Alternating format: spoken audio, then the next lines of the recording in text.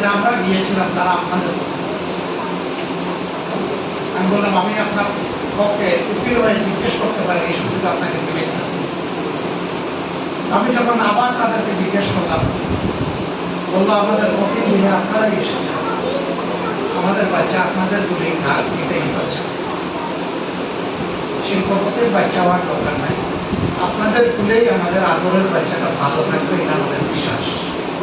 এই যে মানুষের ভালোবাসা, এটার মূল্য আমরা কি দিয়ে পরিশোধ করবো বলতে দেখি। শিল্পপতির অফার পেয়েও কিন্তু তাকে দেয় নাই। জামাত ইসলামের মতো একটা মজলুম সংগঠনকে বলেছে না, আপনাদের কুলেই আমার বাচ্চা ভালো থাকবে। আলহামদুলিল্লাহ, আমরা এইরকম একটা মানবিক দরদি সমাজ, কেয়ারিং সোসাইটি আমরা বিল্ডাপ করতে চাচ্ছি। আমরা কি সবাই মিলে পারবো না ইনশাআল্লাহ? আপনাদের হাতগুলো, সমাজের হাতগুলো এগিয়ে আসলে আমরা পারবো ইনশাআল্লাহ। তেমন একটি দেশ গড়ার স্বপ্ন আমরা দেখি।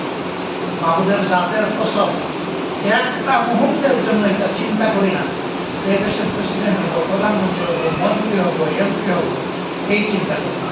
এক সেকেন্ডের বরঞ্চ দায়িত্বের বোঝা নিয়ে ভীত সন্ত্রস্ত।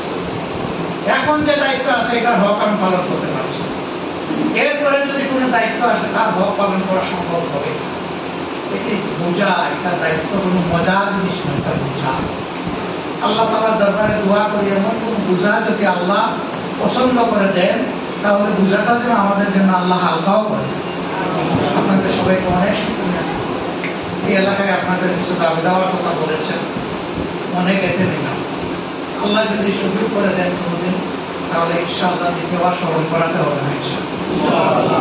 আপনারা দোয়া করবেন, আমার সালাম আপনারা আপনাদের পরিবার, আপনাদের আপনজন, প্রিয়জন, বন্ধু বান্ধবের কাছে পৌঁছাবেন। আগামীর দিনগুলো আসুক, আমরা আমাদের সন্তানদের হাতে একটা সভ্য সমাজ, একটা শান্তির সমাজ কোরআনের ভিত্তিতে তুলে দেই। আল্লাহ তাআলা সেই তৌফিক আমাদেরকে দান করুন। সুবহানাল্লাহি ওয়া বিহামদিহি, আশহাদু আল্লা ইলাহা ইল্লা আনতা, আস্তাগফিরুকা ওয়া আতুবু ইলাইক। আসসালামু আলাইকুম ওয়া রাহমাতুল্লাহ।